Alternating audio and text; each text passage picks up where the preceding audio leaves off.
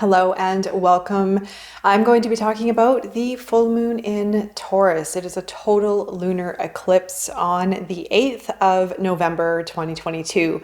Now, if you've been following some of my other videos, this is definitely an area that I'm very interested in with regards to the lunar cycles and how it affects and impacts our own personal journey. And of course, what's happening on the collective. Now, the full moon in Taurus is on the 8th in November. And if you caught one of my other videos, I did mention that in November, we have a universal month number 8.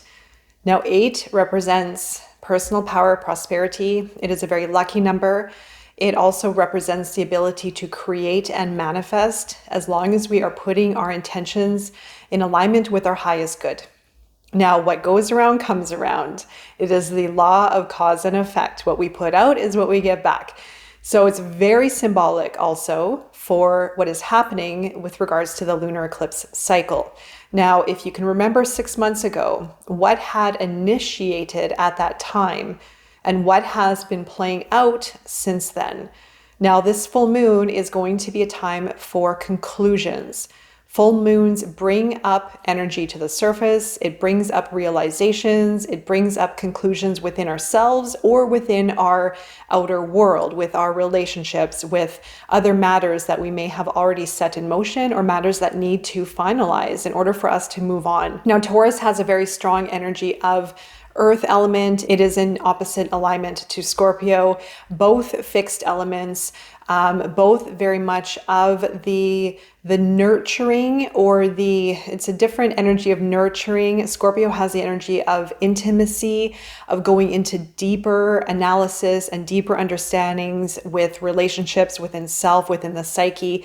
Taurus goes into the energy of nurturing, of growth, of investing time, but into nurturing and growing something into a greater fruition, if you will. So Taurus is ruled by Venus. It is of, again, luxuries, abundance, nurturing, and growth. So Scorpio underground goes into the underground, goes into the areas of intimacy and understanding from a deeper perspective. And then with Taurus energy, Taurus has the ability to grow that into something of fruition. So we have a little bit of the death and rebirth, if you want to call it that, more of the depths of understanding and the depths of intimacy and the depths of analysis, again, within the psyche, within our spirituality, within relationships, within ourselves.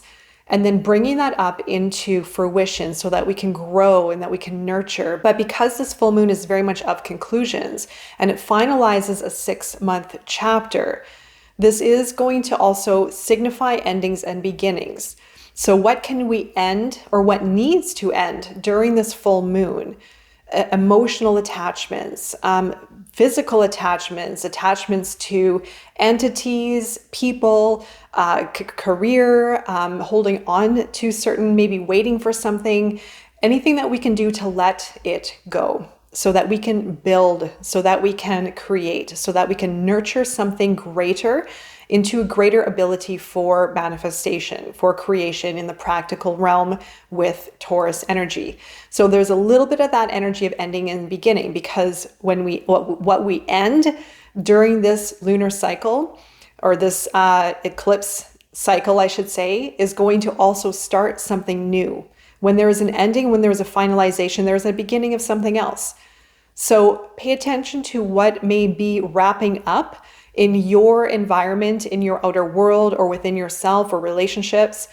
And what is it providing for you to open a door for something new? Or maybe there's something new that you've already been starting. This is a great time to cut any ties to the past, even within self, limitations, anything, negativity, any old beliefs, any old patterns, anything that might be holding you down or weighing you down, or that you might be fixated on with that Scorpio energy. This is all about deeper exploration. It's all about going into your deeper journey, your deeper self, and understanding, of course, interpersonal relationships and how you respond and how you interact with the outside world, and letting it go. And with the full moon, it is very much a time of releasing. It's a time of letting go. releasing, cutting old ties, finalizing, even within the psyche, really concluding and finalizing and letting go of a chapter to open up for something new. Because what also we start during this eclipse season, even though it's not a time for manifestation, but anything that is starting or that you've already initiated in some kind of way is going to play out for the next 6 months until we go into the next eclipse cycle. Even if something is finalizing, it still might play out in some kind of way for the next 6 months. Hopefully it's nothing that's going to drag on too much. If you are hearing that and it's almost an eye roll and you're thinking, well, great, I have to actually deal with this matter of closure that I've been dealing with already for 6 months, it's going to change. And it's going to allow you for full closure, full finalization, or maybe even repair, or maybe even healing that needs to happen from something of closure. And remember, our lives are multidimensional.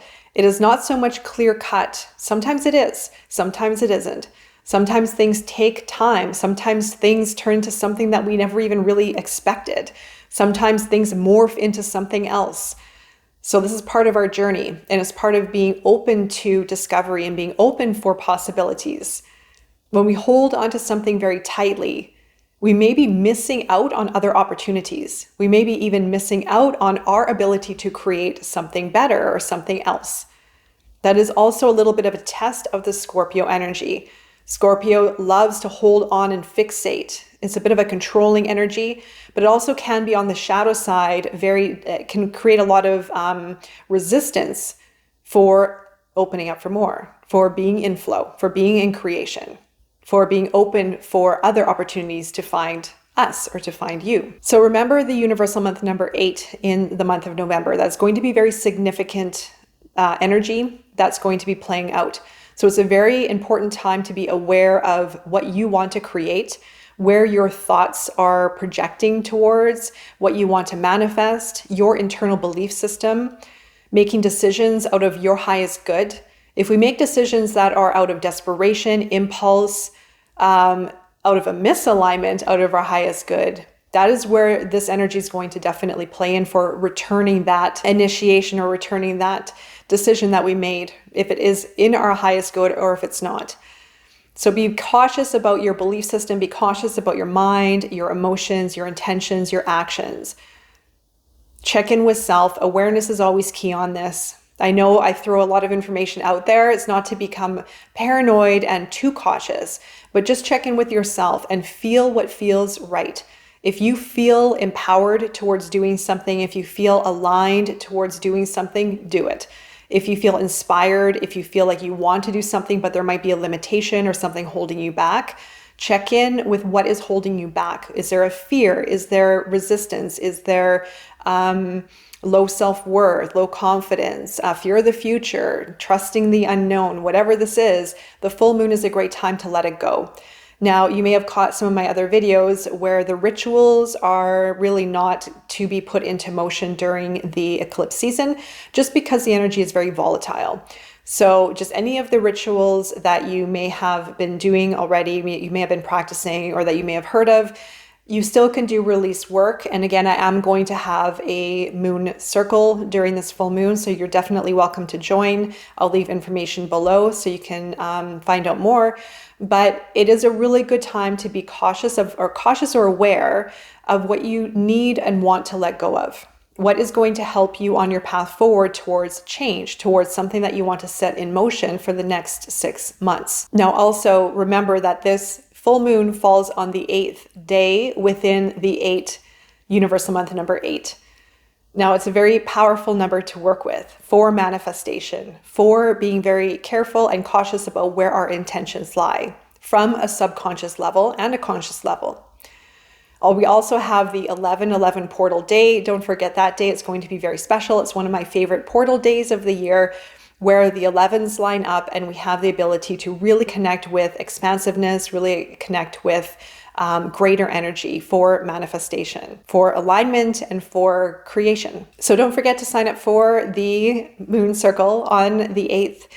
This is going to be a very powerful time. I'm wishing you all the best during your journey and beyond, and I will be seeing you very soon. Take care.